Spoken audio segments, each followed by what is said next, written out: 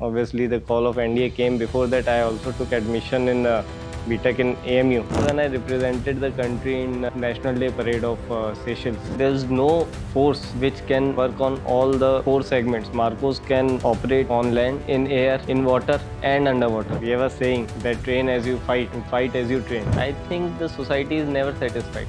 अगर आप किसी चीज़ के लिए पैशनेट हो तो that should not be your side job, that should be the main job. And if society requires और your own condition requires, then you can pick up a job at the side. The people who say discipline और creativity एक साथ नहीं जा सकती, आदमी एक तरीके से करता है, they are not moving with time. Represented the country in tall ship sailing race which was in Europe. जहाँ तक मैंने मार्कोस के साथ इंटरेक्ट किया है, वो कभी स्ट्रेस में नहीं रहते.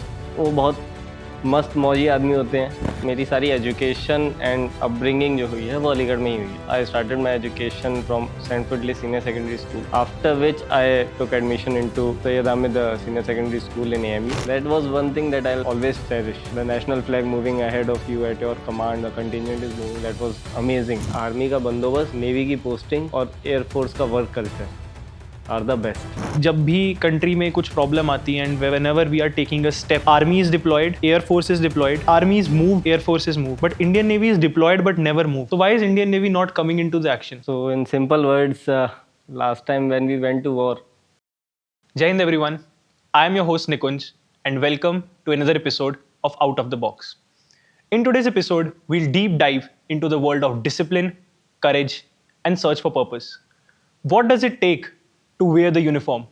What does it take to serve at the seas and still live a life of purpose, meaning, and full of passion? I sit down with Lieutenant Ayush Chaudhary, who has been serving in the Indian Navy for past 3 years. He has been an alumnus of Aligarh Muslim University as well as the National Defence Academy. We explore his journey in the forces, the highs and lows he has experienced in his service, and the lessons he has learned about discipline, courage, and leadership. But this is not just about Navy. We also talk about the challenges that today's youth face and how we can overcome them. How we can truly find our passion and build a purposeful life. Trust me, this conversation is going to be full of stories and it will make you rethink what it truly means to live with intent. So, without any further delay, let's dive in.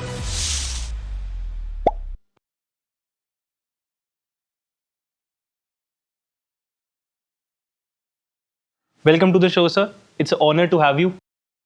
Thank you very much. I have also been looking forward to this opportunity. I hope our talks will be fruitful to many of the youths who are watching this. Yes, sir. Definitely. So, sir, we'll start by talking about your early days.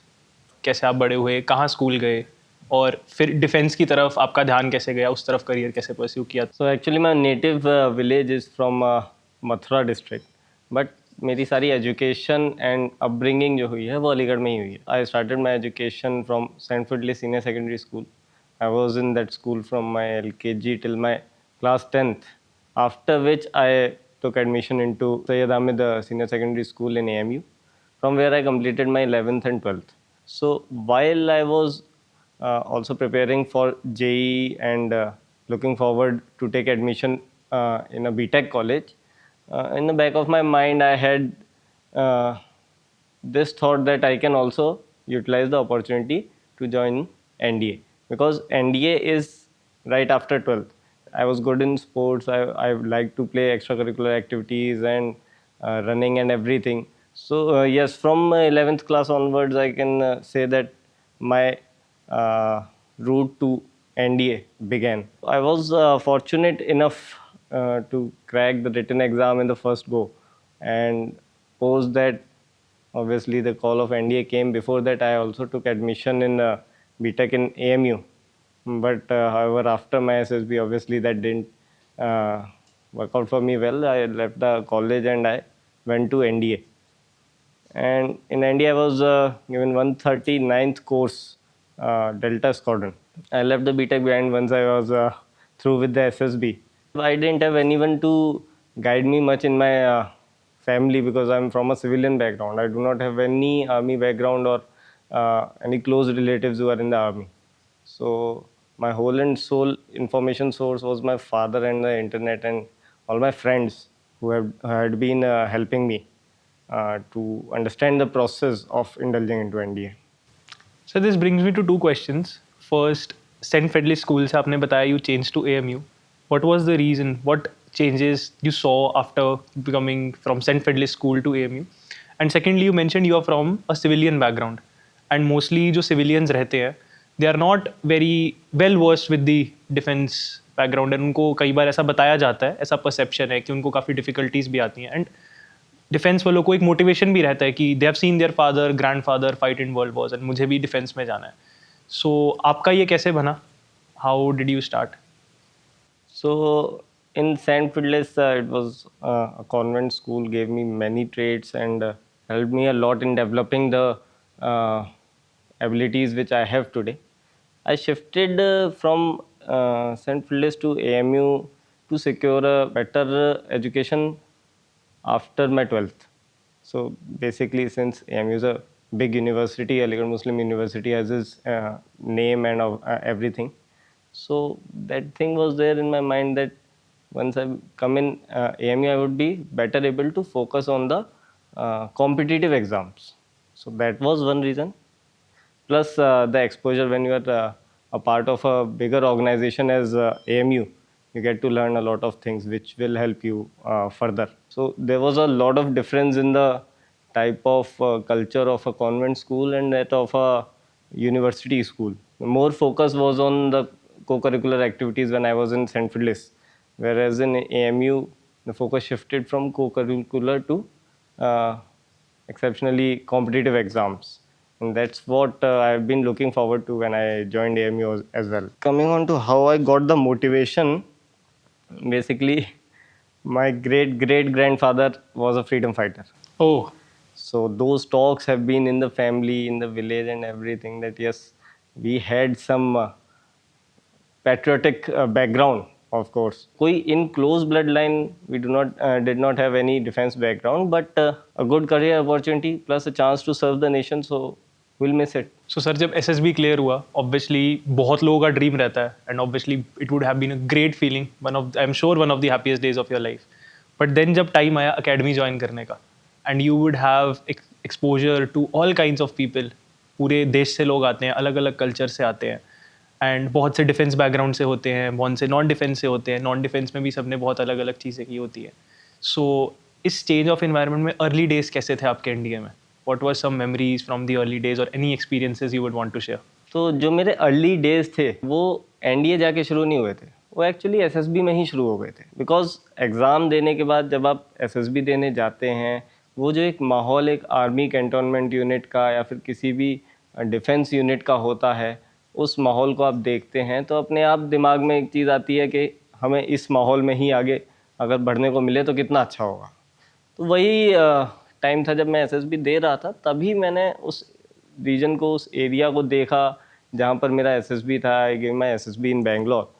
तो वहाँ के cantt area को देख के मैं बहुत impress हुआ. तो I worked out my routine, जैसा उनका रूटीन था उसके हिसाब से. बिकॉज ऑब्वियसली सिविल बैकग्राउंड में you do not care much for a routine, but जब आप एक ऐसे एनवायरनमेंट में आ जाते हो जहाँ पर रूटीन ही सब कुछ है, तो actually things start to change.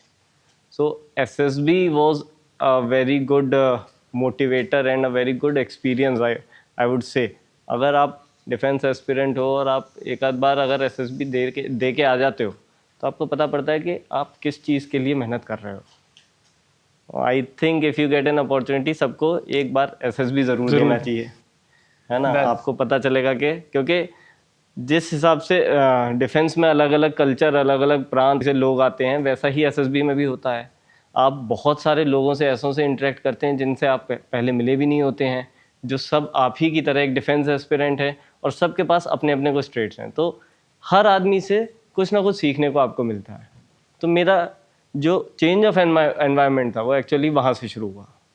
तो I knew what to expect in academy because of my SSB. I would not say कि मैंने बहुत ज़्यादा प्रिपेयर किया घर पे एनडीए ज्वाइन करने से पहले, बट जब मैं एनडीए गया था तो एनडीए जाने के बाद एनवायरनमेंट बहुत जल्दी से चेंज हुआ.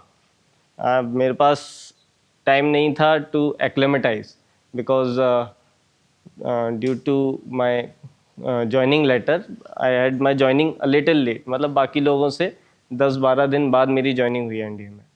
तो क्या होता है कि जब अकेडमी चलना चालू होती है तो पहले 5-7 दिन 10 दिन तो टेम्पो थोड़ा लो रहता है, बट जैसे ही इवेंट शुरू हो जाते हैं then academy runs at its full pace.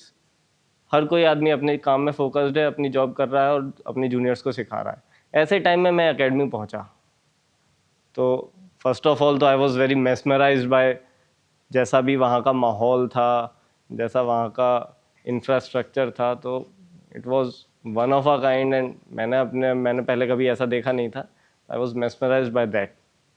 Then when I joined the squadron, वहाँ पर मेरे को काफ़ी मतलब धीरे धीरे मैंने सीखना चालू किया क्या रूटीन है, कैसे करना है। सो जो भी मेरा एक सीनियर इंचार्ज था उसने मेरे को बताया कि ऐसे ये चीज़ होती है, ऐसे वो चीज़ होती है। So yes, it is tough to acclimatize in that environment, and especially when you are entering an academy which is already running at its full pace. तो दैट वाज चैलेंजिंग। एंड हुआ ऐसा ऐसा भी हुआ कि मतलब मैं अपने आप को सोचता था कि what am I doing, how am I doing, and what are my other counterparts doing. But that phase passes. Once you are at pace with the academy तो आपको सारी चीज़ें नॉर्मल लगने लगती हैं। देन यू फील लाइक कि आप उसका हिस्सा हो, you are a part of it, and you match the steps. The key to it is just match the steps with the head guy and you'll sail through. That is what I feel. क्योंकि ना I was not having any background, I was not having any information about NDA actually speaking, and about even about the administration and the organization and everything. But still, if I could cope up, I think anyone can. And it's just about acclimatising. And मतलब जो initial phase जैसे ही आपका environment change होता है, चाहे वो NDA में हो चाहे वो कॉर्पोरेट में हो, वी ऑल नो के that is the difficult phase. Once you cross that step, that is when the real thing starts. So just wait for crossing that step. So that is what exactly I did. मैंने भी वही किया था कि I just waited to get acquainted with everything, and uske baad it was a smooth process, and I think I did well to settle in. तो sir हमारी जो organisation है स्टिक, इसका एक कोर मिशन है to help people find their passions. So sir ये passion word आजकल society में एज अ क्लीशे भी यूज़ होता है and it's a very prevalent word among the youth. So आपके इतने सारे एक्सपीरियंसेस रहे हैं, you have met so many people and change so many environments. So आपका पैशन के साथ फर्स्ट इनकाउंटर क्या था? ये वर्ड या एज पैशन को एक्सपीरियंस आपने फर्स्ट टाइम कब किया था? And what is your personal definition of passion? India gives us opportunity to try out every field which you can. So हमें भी काफ़ी अपॉर्चुनिटीज़ दी गई थी, एंड बचपन से ही I am very much into sports, outdoor sports. I just love them.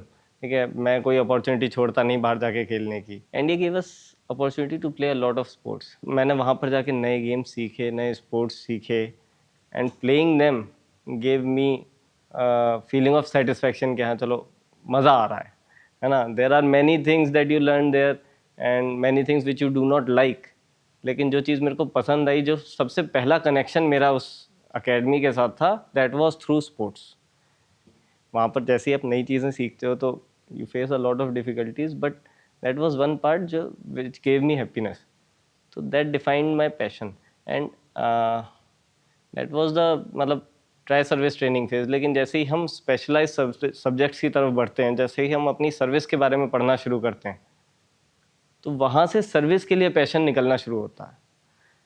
तो मुझे जो अपना पैशन वाली फीलिंग आई थी, that was when I started learning about my service. Okay. So first 2 years is a joint training for everyone. वहाँ पर हम सीखते हैं आर्मी, नेवी, एयरफोर्स के बारे में, बट जनरली एक जॉइंट ट्रेनिंग रहती है। Then in the 5th and 6th term we go to the specialist subjects. That is when we start connecting to our service. Okay, what are we going to do in the future, what are we going to do in the service? So that was the time that I started developing passion about the Navy and about armed forces. Of course, as I said, when I started playing games and when I started connecting with people, that was when I felt that yes, this is the place for me.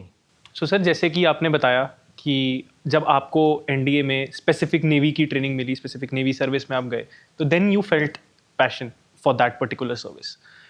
Sir actually through this experience passion वो जो आपको उस time मिला अपने में, that is something जो आपको लगता है आपके अंदर से आया, या पैशन एक ऐसी चीज़ है जो ढूंढी जाती है बाहर से? इज इट समथिंग जो इंटरनल है कि अगर एक इंसान को नहीं पता कि मेरा पैशन क्या है, मैं क्या करना चाहता हूँ, नीड टू लुक इनवर्ड्स, या हमें बाहर देखना है और चीज़ें एक्सप्लोर करनी है और उसको ढूंढना है? So see passion is something जो आप खुद अपने अंदर ढूंढोगे once you start doing activities. जब आप शुरू करते हैं अपना किसी चीज़ में इंटरेस्ट लेना, काम करना, उसके बाद शायद आपको पता ना हो पर धीरे धीरे आप उस चीज़ के लिए पैशन डेवलप कर रहे हैं।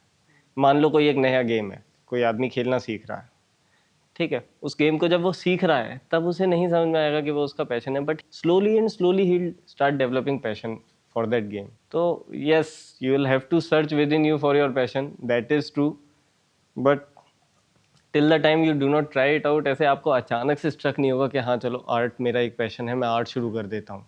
When you start doing art then you will realise it later कि हाँ this is my passion. So that is what I have experienced.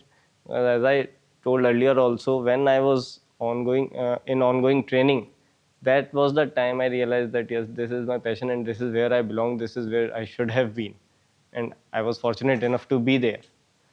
So you develop it over a time. It's not like some internal trait which you are having. You can always develop a new passion. You can always develop a new skill followed by passion for that skill. सो ये depend कहीं ना कहीं person to person भी करता है कि वो किस फेज ऑफ लाइफ में है. Yes, exactly. So there are people who at an old age develop passion for something. Yes. There are people who develop passion for something at an early age. That just depends upon the stage of your life. या फिर आप कह सकते हैं जिस environment में आप अभी हैं. Half of the times it is about the environment. It is about the opportunity you are getting. और ये एक्सपोजर पे भी बहुत डिपेंड करता है कि एक Yes. पर्सन कितना एक्सपोज हुआ है चीज़ों को. बिकॉज Yes, बहुत yes. बार ऐसा होता है कि इंसान को पता ही नहीं होता कि ये चीज़ एग्जिस्ट भी करती है, और जब हमें उसकी एग्जिस्टेंस का ही नहीं पता तो हमारे अंदर पैशन कैसे ही आएगा उस चीज़ के Yes, लिए. exactly. So in early phases it's like कि हमें ज़्यादा से ज़्यादा कोशिश करनी चाहिए to explore new things, and then हमें पता लगेगा हर एक चेयर पे बैठ के हर एक चीज़ ट्राई करके कि कौन सी चीज़ मेरे लिए अच्छी है. Yes, obviously. Once you explore everything, once you try out your hand in every field, तभी आपको पता चलेगा ना कि इन सब fields में कौन सी चीज़ अच्छी है.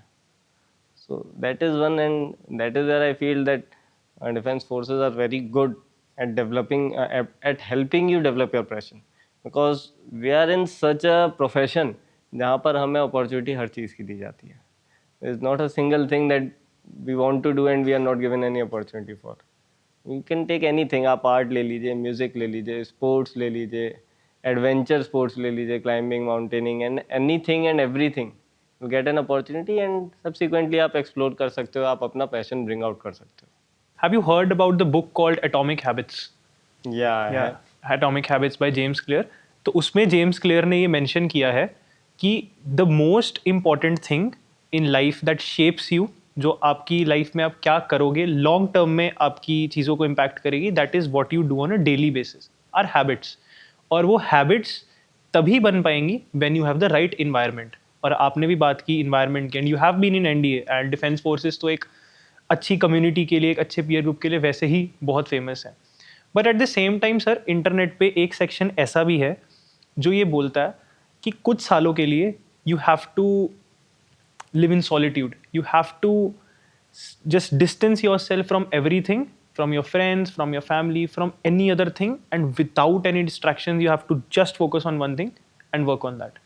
So कहीं ना कहीं जब सोशल मीडिया पे, बिकॉज इन्फॉर्मेशन एज है और इतनी सारी चीज़ें हम सब लोग सुनते हैं, तो ये ड्यूअलिटीज़ में इंसान फंस जाता है कि एक कम्युनिटी बेस्ड अप्रोच को हम अपनाएं, अपने आप को सराउंड करें लोगों से और उनके साथ मिलके काम करें, या फिर कुछ समय के लिए खुद को सेग्रीगेट करके सोसाइटी से सिर्फ अपने पे काम करें, सिर्फ अपने गोल की तरफ. सो इस पे आपका क्या व्यू है? जो आप सॉलिटरी की बात कर रहे हैं, that is also an environment. अगर वो एनवायरमेंट आपकी हैबिट्स को सूट करता है, then why not go for it.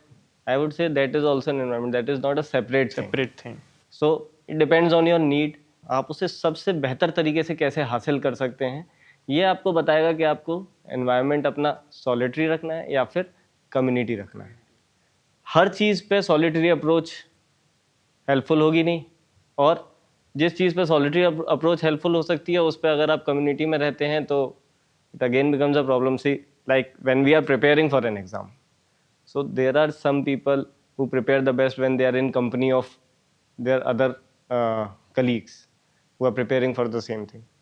As I have also experienced, मैंने हमेशा देखा है कि मैं बेस्ट प्रिपेयर तब कर पाता हूँ जब मैं उन्हीं लोगों के साथ उसी सेम कॉमन गोल के लिए काम कर रहा हूँ, तो I prepare the best. But there are few people who prepare the best when they are alone, they are in solitary.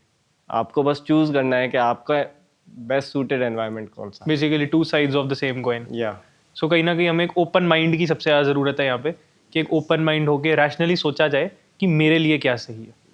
Understood sir. Sir, हमारी डिफेंस फोर्सेस पैशन के साथ साथ एक और चीज़ के लिए बहुत फेमस हैं और बहुत रिस्पेक्टेड है, वो है उनका डिसिप्लिन.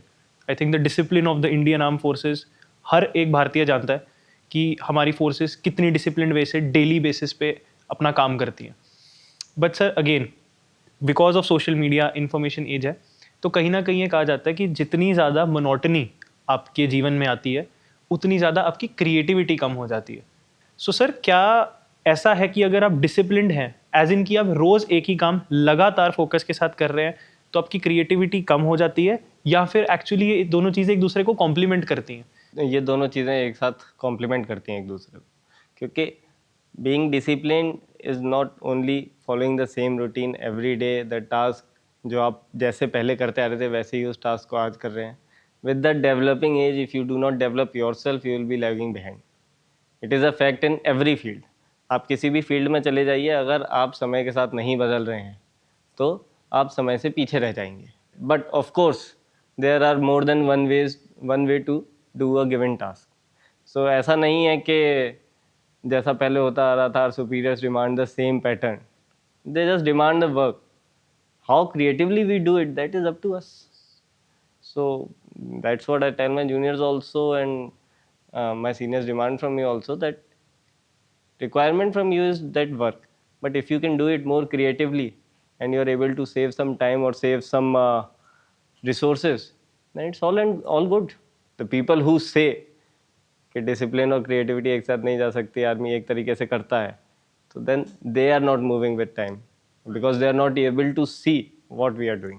सर, बचपन से भी हम सबको सिखाया ही जाता है, ये तो एक बेसिक क्वालिटी है जो हर बच्चा नर्सरी, प्री नर्सरी, यूकेजी से सीखता है कि डिसिप्लिन आपको लाइफ में रहना ही होगा, कि आप कुछ भी करें. और it is not something that is new in our society. ये चीज़ सबको पता है. ये क्वेश्चन मैं आपसे इसीलिए कर रहा हूँ since you are an officer and आप, your job is to lead man. And इसीलिए इन सब के साथ साथ आई थिंक ऑफिसर्स में एक बहुत अच्छी पीपल स्किल भी होती है. वो लोगों को समझते अच्छा है, तभी वो शायद लोगों को लीड कर सकते हैं. तो सर ऐसा व्हाट डू यू थिंक, क्या रीज़न है जब डिसिप्लिन इतनी सिंपल चीज़ है और हमें बचपन से बताया गया कि डिसिप्लिन रहना, there is no rocket science in it, फिर भी लोग वो नहीं कर पा रहे? सी, आई वुड से कि आजकल हमारे पास डिस्ट्रैक्शंस बहुत हैं to lead you out of your path. We have a lot of distractions in our society nowadays. So that is one part in it, जहाँ पर लोग उन डिस्ट्रैक्शंस की वजह से अपना जो रास्ता है उससे भटक जाते हैं. Then again it falls to us only to correct them and bring them on the right path. जो इसीलिए हमें, discipline is not something which you can impose on other people. It has to come within yourself, then only आप सबसे efficient way में काम कर पाएंगे. मतलब बचपन से बताने के बाद भी अगर कोई लैग कर रहा है, तो I think the major part of it is because of the distractions in society nowadays. And किसी चीज़ को शॉर्टकट के ज़रिए करने की जो इच्छा होती है लोगों में, without being discipline, I don't think आप कोई भी शॉर्टकट अपना के कोई काम ढंग से कर पाएंगे. सर, यूथ की यही सबसे बड़ी प्रॉब्लम है कि डिस्ट्रैक्शन इतनी ज़्यादा है और इतना ज़्यादा ओवरवेल्म हो जाते हैं कि जैसे अब एक इंसान कोई काम करने बैठा है, उसने एक लिस्ट बना ली कि मुझे ये करना है, ये करना है, वो उस काम से इतना ओवरवेल्म हो जाएगा that they completely take zero action. So in theory, on paper तो आप बहुत कुछ कर रहे हो. सो बेसिकली इसको बोलते हैं एम्बिशियस लेजी, कि आप एम्बिशियस बहुत ज़्यादा हो बट आप लेजी हो. और बहुत लोगों ने बात भी की इस बारे में कि आज की डेट की सबसे बड़ी गोल्ड माइन पैसा नहीं है, पावर नहीं है, फोकस है. बिकॉज पूरी दुनिया डिस्ट्रैक्टेड है. सो हम लोग ऐसा क्या कर सकते हैं कि इतनी डिस्ट्रैक्टेड वर्ल्ड में हम खुद को डिसिप्लिन ले पाए? What I apply in my work organization or in my section is do one thing at a time.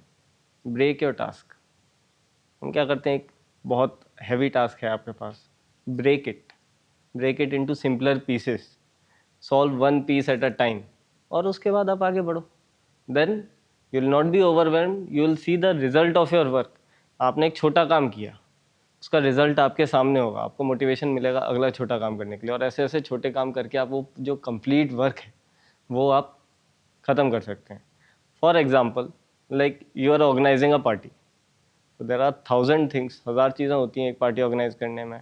आपको केटरिंग भी देखना है, आपको डेकोरेशन भी देखना है, आपको अरेंजमेंट भी देखना है, क्या कहते हैं, इलेक्ट्रॉनिक इक्विपमेंट्स का एंड एवरीथिंग, इन्विटेशंस भी देखने हैं, parking facility, let's suppose. So one guy doing all the thing at one time, क्या होगा कि यहाँ से कॉल आ रहा है, वहाँ से कॉल आ रहा है, ये काम ऐसे हो गया, वो काम वैसे हो गया. Do not do this. What we follow is break it, delegate it to someone, let him do a small part. He'll be happy to do it and he'll do it efficiently. उसके बाद जब आप combined result देखोगे तो combined result आपका आपके expectation से better होगा. एक बड़े टास्क को अगर आप एक साथ करने की कोशिश करो, हेस्ट में करने की कोशिश करो, ऑर्गेनाइज करे बिना, then it will be difficult and then you will be overwhelmed. लेकिन आप अगर उसे अच्छे से ऑर्गेनाइज करते हो तो I don't think there should be any problem. Sir ये ओवरवेलमिंग की जो प्रॉब्लम है ये कहीं ना कहीं, this is what I feel, थोड़ी मेंटल भी है. मेंटल एज इन कि इंसान उस चीज़ के बारे में अगर बहुत ज़्यादा पैशनेट है, एक एक्सट्रीम एंड पे जाके 24 घंटे सातों दिन सिर्फ उसी के बारे में सोचता रहता है. अब हम एज ह्यूमंस, हमारी फोकस कैपेसिटी लिमिटेड है और हमें मेक श्योर करना है वो एनर्जी को राइट टाइम पे चैनलाइज करें. बट जब एक इंसान 24 घंटे सिर्फ उसी के बारे में सोच रहा है, उसको लग तो रहा है मैं बहुत काम कर रहा हूँ, बट एक्चुअल में उससे प्रोडक्टिविटी नहीं आ रही. इसको जब मैं स्पोर्ट खेलता था तो स्पोर्टिंग लैंग्वेज में बोलते थे switching on and switching off. And I am sure in navy and in defence forces आप लोग इतनी इंटेंस सिचुएशन से डील करते हैं कि कहीं ना कहीं आपको भी एक स्विच ऑफ तो करना पड़ता होगा. सो आप लोग क्या अप्रोच फॉलो करते हैं इस चीज़ के लिए, अगर if you do this switch on और स्विचिंग ऑफ, और are you like 24/7 just switch on की अब तो? नो, आई थिंक कि विद अ काम माइंड आप किसी भी हैवी हेक्टिक सिचुएशन को हैंडल कर सकते हो, क्योंकि जब आप काम माइंड के साथ सोचते हो तो आपका फोकस भी नहीं जाता है and you can see the problem clearly. What happens in such cases जो आपने मेंशन किया कि लोग ओवरवेलम हो जाते हैं, सातों ये 24 घंटे सातों दिन एक ही चीज़ के बारे में सोच रहे हैं, तो उनका जो फोकस होता है वो कहीं ना कहीं छूट जाता है या कम हो जाता है. क्यों? क्योंकि वो थोड़ी सी एंग्जाइटी में है ना. अगर आप उसी सिचुएशन को कामली देखोगे तो आप उस प्रॉब्लम को ढंग से समझ पाओगे. सर फोकस की हमने अभी बात की, उसके साथ साथ हमारी यूथ की या in general I should say humanity की एक बहुत आजकल प्रॉब्लम चल रही है विच इज़ सेल्फ डाउट. हम लोग ब्लाइंड होके शायद किसी सेकंड पर्सन पे ट्रस्ट कर लेते हैं, किसी न्यूज़ पे ट्रस्ट कर लेते हैं, किसी भी चीज़ पे ट्रस्ट कर लेते हैं, बट एक चीज़ है जिस पे हम हमेशा डाउट करते रहते हैं, वो है हम खुद. तो सेल्फ डाउट के साथ, अनसर्टेनिटी के साथ कि बिकॉज हमें नहीं पता फ्यूचर में क्या होने वाला. फॉर स्टूडेंट्स एज वेल, हमें नहीं पता हम कहाँ जाएंगे, हमारी जॉब लगेगी नहीं लगेगी, हम सक्सेसफुल होंगे नहीं होंगे, और इस अनसर्टेनिटी से फिर प्रेशर भी ज़्यादा आता है and then pressure again fuels the self doubt. तो एक बहुत विशियस सर्कल बन जाता है. सो इससे कैसे डील किया जा सकता है?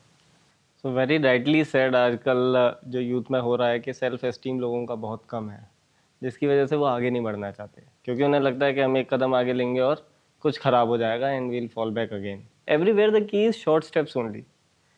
आपको अगर अपने आप पे इतना सेल्फ डाउट है तो आप एक जो आपका बड़ा टास्क है उसकी तरफ मत देखो. आप एक स्टेप लो, एक स्टेप आपका सक्सेसफुल होगा, आपको कुछ पॉजिटिव रिजल्ट्स मिलेंगे तो आपका एस्टीम बढ़ेगा, सेल्फ एस्टीम बढ़ेगा. देन आप एक और स्टेप लो, again if you get positive results, then again you will get some self confidence. उसके अलावा जो सोसाइटी है हमारी, अगर सोसाइटी को नहीं पता कि आप क्या कर रहे हो, कैसे कर रहे हो, तो सोसाइटी आपको किसी भी सोसाइटी का कोई भी कमेंट आपको फील नहीं होना चाहिए, क्योंकि आपको पता है कि they do not have that knowledge या फिर that insight which you are having and with which you are pursuing your goal और एम्बिशन और whatever. So I don't think this should affect you, because आपको पता है कि जो आप सोच रहे हो वो बाकी लोग नहीं सोच रहे हैं. Of course you should listen to everyone and उनका पॉइंट ऑफ व्यू आपको सुनना चाहिए. क्या पता आप गलत सोच रहे हैं और उनको उस फील्ड में ज़्यादा experience and they can guide you better. But without talking to them, just feeling that ये लोग तो मतलब मेरे को डाउनग्रेडेड समझ रहे हैं वगैरह वगैरह, is I don't think is the right way to approach your goal. So if you have some kind of doubt, clarify it. Simple. It goes on self doubt also. जैसे हम क्लास में किसी doubt को clarify करते हैं, वैसे ही अगर आपके पास सेल्फ डाउट है तो पहले रीज़न पता करो आपको वो अपने ऊपर डाउट है क्यों. क्या आप केपेबल नहीं हो या फिर आपको किसी और गाइडेंस की ज़रूरत है, उसे क्लैरिफाई करो और फिर आगे मूव करो. बेसिकली खुद को प्रूफ दे दो कि वो चीज़ गलत है. कि आप एक एक्चुअल टैंजिबल प्रूफ ला सकते हो ताकि आपके माइंड को पता लग जाए कि जो मैं सोच रहा हूँ ये रैशनल है ही नहीं. सर इससे मुझे एक चीज़ याद आती है, बहुत से लोगों ने इसके बारे में बात की है from arm forces, from different fields of the world, which is mental imagery and visualisation. कि इस चीज़ों से डील करने के लिए हम लोग अगर, बिकॉज हमारे ब्रेन को शायद ये नहीं पता कि रियलिटी और इमेजरी में डिफरेंस क्या है. सो जिस तरह एक चीज़ जो एक्चुअल रियलिटी में हुई है हमारा ब्रेन उसको परसीव करता है, वैसे ही एक चीज़ जब हम विजुअलाइज करते हैं उसको, वो सेम चीज़ उसको भी वैसे ही परसीव करता है. तो क्या आर्म फोर्सेस में भी सर लोग यूज़ करते हैं जैसी techniques of visualization before going into any conflict और in general? No, that is a part of your preparation towards your goal. अगर आप कोई चीज़ अचीव करना चाहते हो तो ऑब्वियसली आप एक अपने दिमाग में एक इमेज ज़रूर बनाते हो कि when I achieve this how will it look.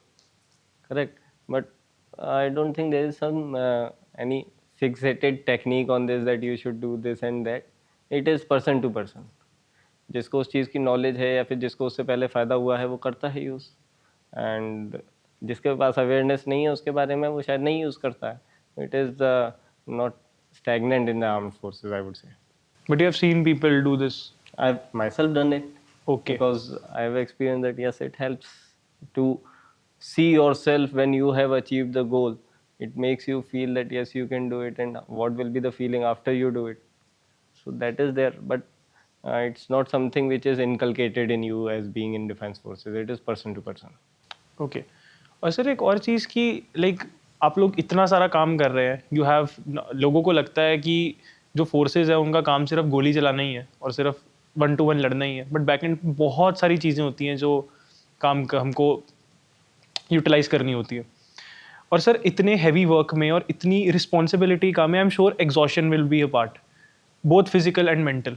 तो इससे कैसे डील कर सकते हैं? बिकॉज ये भी एक प्रॉब्लम है जो 90% लोग ना एक प्लेटू पे आके ख़त्म हो जाते हैं कि उन्होंने काम किया काम किया काम किया, एंड वो जब प्लेटू के आगे जाना था ना वो एग्जॉस्ट हो गए और वो उस एग्जॉस्शन से डील नहीं कर पाए. सो ये जो एक प्लेटू है which differentiates the best from the rest, अगर हम कह सकते हैं, इसको कैसे ब्रेक करते हैं? One word: training. Through training only.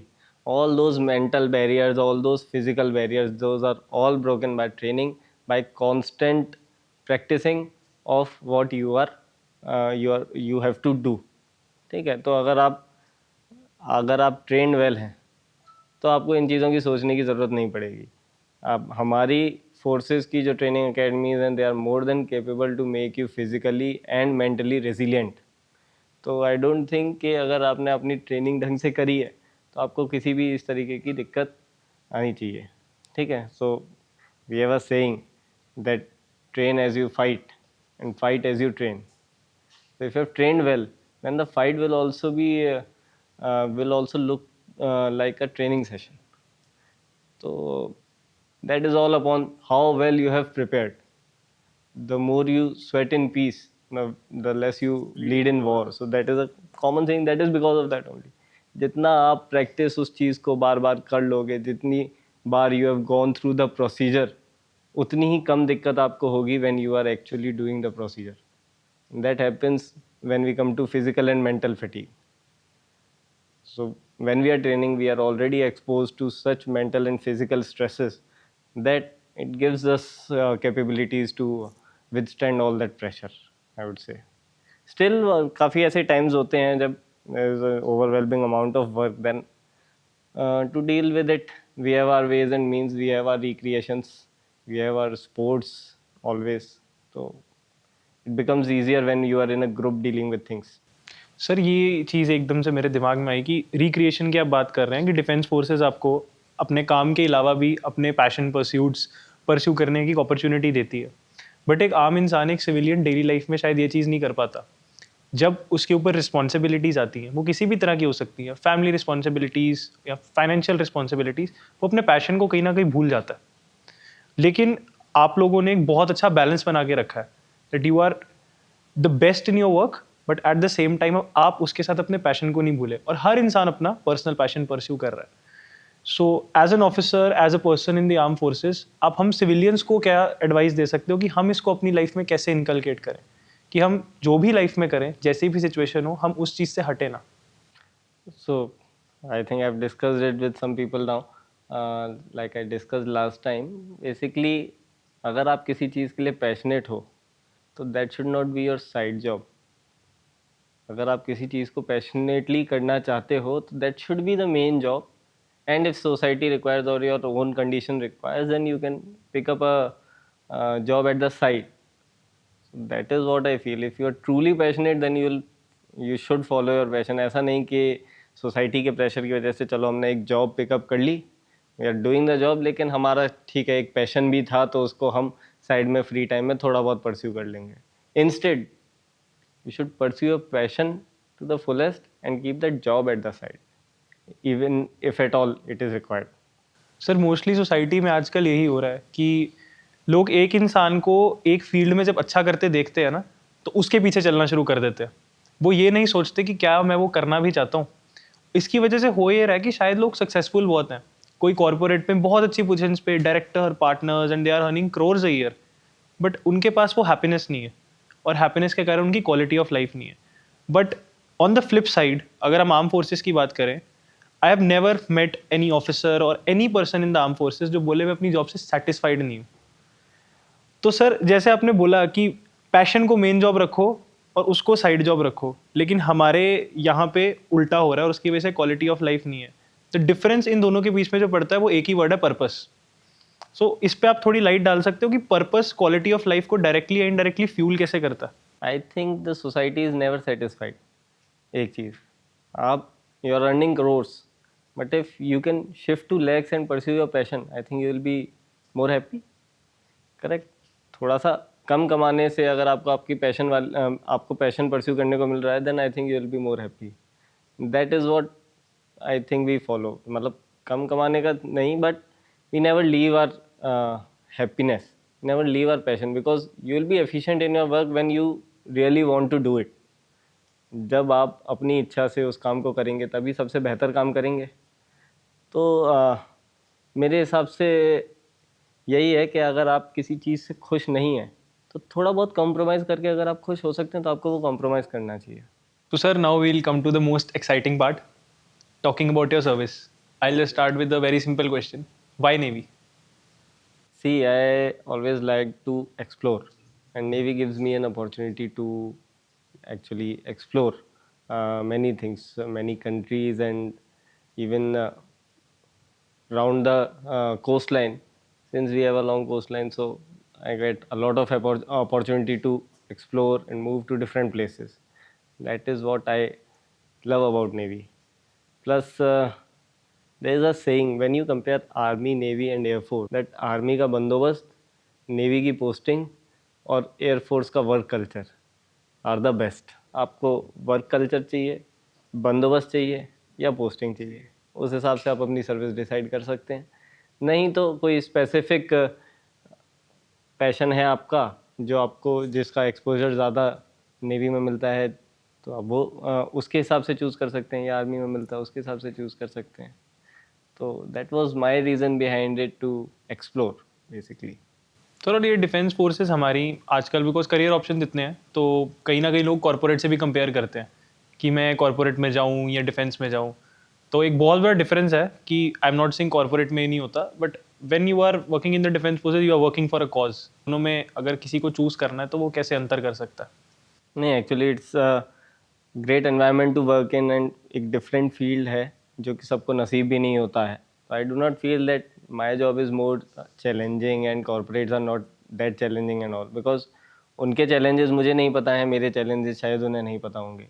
But when it comes to serving a nation, I don't think that it is exceptional to be in armed forces. You can serve your nation by being a good citizen, also by contributing to your society.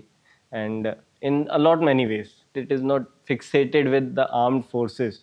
You can serve your nation as good as you wish to, and I do not see my job in comparison to someone as much tougher or anything. My job has my challenges और किसी और की job में किसी कोई और challenges होंगे. Those are totally different fields. But I love those challenges. I would just say कि मेरे को अपनी job के challenges पसंद हैं और उन्हें solve करना पसंद है. तो सर कुछ ऐसे चैलेंजेस और एक्सपीरियंसेस आप बता सकते हो जो आपकी पोस्टिंग्स में या फिर किसी पर्टिकुलर जगह जहाँ आप गए आपको कुछ एक्साइटिंग एक्सपीरियंसेस मिले and you are like this is a different world and that thrill that you feel while being part of such experiences? So as such अभी मेरी ज़्यादा सर्विस नहीं हुई है, but I have had 1 or 2 odd experiences where I was in awe of the nature of the experience which I got. First was represented the country in a tall ship sailing race which was in Europe. So that was one amazing experience where we got to interact to a lot many people from lot many cultures and nations.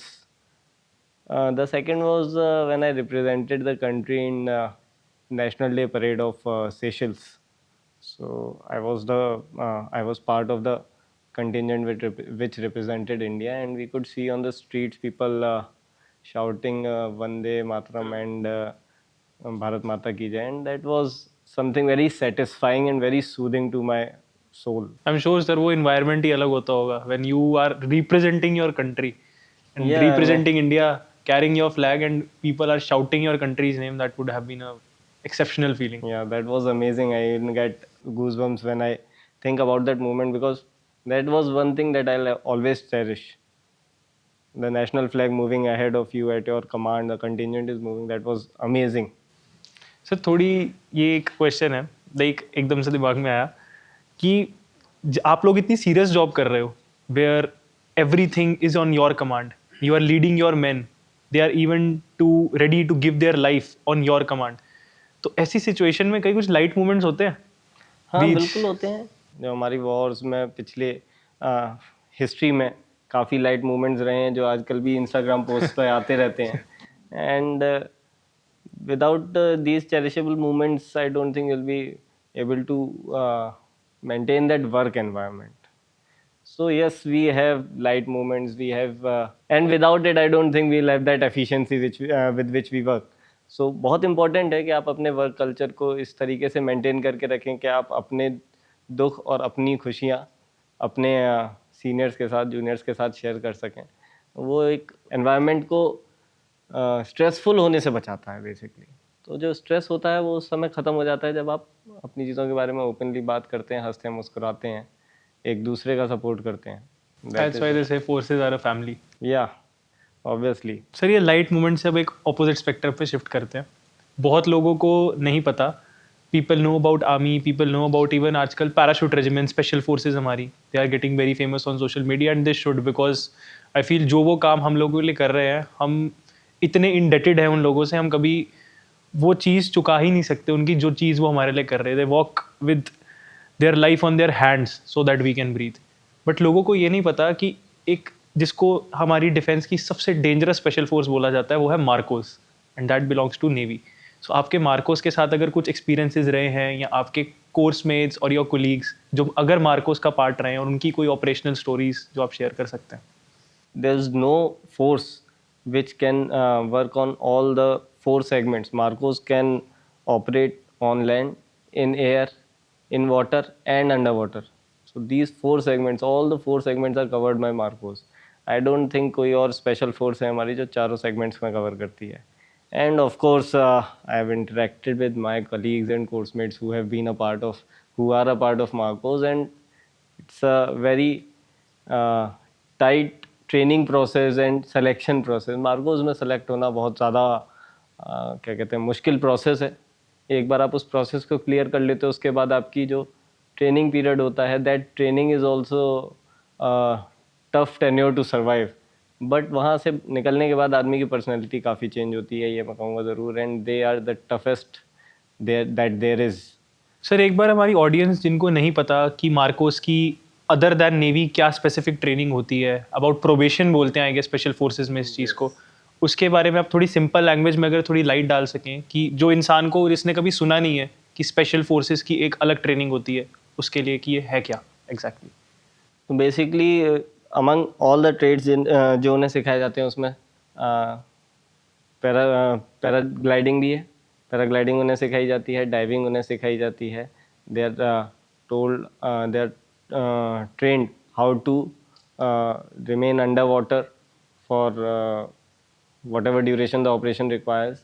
They are told to navigate on land. They are taught how to survive when there are no resources available. जब वहाँ पर आपके पास कोई ration, कोई पानी जैसी अगर चीज़ नहीं है, आप बहुत टफ सिचुएशंस में फंस जाते हैं, तो कैसे सर्वाइव करना है, कैसे मुश्किल चीज़ों को क्या कहते हैं स्ट्रेसफुल एनवायरनमेंट को हैंडल करना है। और जहाँ तक मैंने मार्कोस के साथ इंटरेक्ट किया है, वो कभी स्ट्रेस में नहीं रहते हैं। वो बहुत मस्त मौजी आदमी होते हैं, क्योंकि दे नो दैट जितना उनको ट्रेन किया गया है उससे ज़्यादा डिफ़िकल्टी तो उनको लाइफ में मिलेगी नहीं। वो एनिमी के लिए स्ट्रेस है। हाँ, तो ऐसी कोई चीज़ आई थिंक है नहीं जो उन्हें नहीं सिखाई जाती है। They are taught amphibious operations, they are taught survival instincts, they are taught how to handle poisonous insects and animals and everything, how to handle, how to cook in such an environment, how to make shelters for themselves, how to find your location, ये सारी चीज़ें, how to communicate, how to give signals to your friends। तो ये सारी चीज़ें सारी training में उनके इंक्लूड होती हैं। एंड दे आर ऑल्सो मतलब उनको टफेस्ट से टफेस्ट कंडीशंस का एक्सपोजर दिया जाता है, ताकि कोई ऐसी चीज़ उनकी सर्विस टेन्योर में ना आए जिसमें उन्हें ऐसा लगे कि ये तो मैं कर ही नहीं सकता हूँ। और सर एक मैंने ये चीज़ सुनी है कि मार्कोस में स्पेसिफिकली प्रिजनर ऑफ वॉर की भी क्लास करवाई जाती है, बिकॉज ये लोग एनिमी टेरिटरी में ऑपरेट करते हैं। सो उनको वो भी आना चाहिए कि if they are caught what do they do. हाँ, एंड क्या होता है इसमें, if you can tell that. So those classes, उन क्लासेस में मैं एब्सेंट था, मैं नहीं मैं उन्हें अटेंड नहीं कर पाया, सो आई वुड नॉट नो कि उन्हें क्या पढ़ाते हैं। बट यस, जो मेरे को पता है वो ये है कि उन्हें हर टफेस्ट से टफेस्ट सिचुएशन की उनको एक्सपोजर दिया जाता है और उसमें क्या करना होता है वो सारी चीज़ें बताई जाती हैं। So, sir, now we are almost towards the end of our podcast. Any message that you would like to give to the youth of our country at last? The main thing about for the youth of this country is to stay focused on their goal, and I would not say that be fixated on joining the defense forces. You can serve your nation by being a good citizen also, लेकिन जो आप काम कर रहे हैं उसको पूरे दिल से करिए। और ऐसा नहीं होना चाहिए कि काम आपके लिए सज़ा हो। काम आपके लिए जब मज़ा होगा तभी आप उसको एफिशिएंटली कर पाएंगे और सोसाइटी में कुछ कंट्रीब्यूट कर पाएंगे। And be aware of these distractions and be aware how are they impacting you. Source of information is a different thing, and source of when वो source of information कब source of distraction बन जाता है या misleading बन जाता है, ये जानना बहुत ज़रूरी है। बाकी just follow your passion, follow your heart, and whatever you do it happily. That's all. And sir मैं एक चीज़ लास्ट में ऐड करना चाहूँगा। We all know that we are indebted to our defence forces and this is not something that we can compensate. But I think एक चीज़ हम सब इंडियंस को करनी चाहिए, that we should be a person worth dying for, because the people at the borders of all forces, they are carrying their life on their hands for this land and for us, so that we can breathe in the open air. So I feel whenever our soldiers are looking back at our motherland, its people from the borders, they are not seeing people who are timid, or they are not seeing people who are unfocused and just wasting their lives, but they are seeing people who are focused, following their passion, living their life with the purpose, so that they can also see that what duty and what the purpose that we are doing that duty for is being fulfilled. And we all must make sure that we are worth the sacrifice of our defense forces. And that's very correctly said, and I believe it should be there that हम क्या contribute कर रहे हैं society में। So that was it for this podcast. It was an honor to have you on the show. Thank you so much for giving us your time. The pleasure Jai was all mine. Being here was a very good experience for me also, and I hope I have talked some sense in this podcast. Absolutely, sir. We have learned a lot from you. It's a question in my mind कि recent, और I guess ये बहुत सी मैंने अपने आसपास लोगों से interact किया, एंड रीसेंट डेवलपमेंट्स के कारण लोगों को अवेयरनेस भी इन चीज़ों के बारे में आ गई है. We always see जब भी कंट्री में कुछ प्रॉब्लम आती है, and whenever we are taking a step, army is deployed, air force is deployed, army is moved, air force is moved, but Indian Navy is deployed but never moved. So why is Indian Navy not coming into the action? What is the thing that's stopping the Navy, or is it something you can tell? So, in simple words, last time when we went to war, Karachi was burning, and whenever Navy makes its move, the continents change. So, I think we do not want to change the global map. That's why we are the last one to move as a last resort. I think we don't want to change the global map at the moment. Yeah, That's the correct thing. At the moment is the most At the accurate. moment is the apt thing to say. Future, we never know.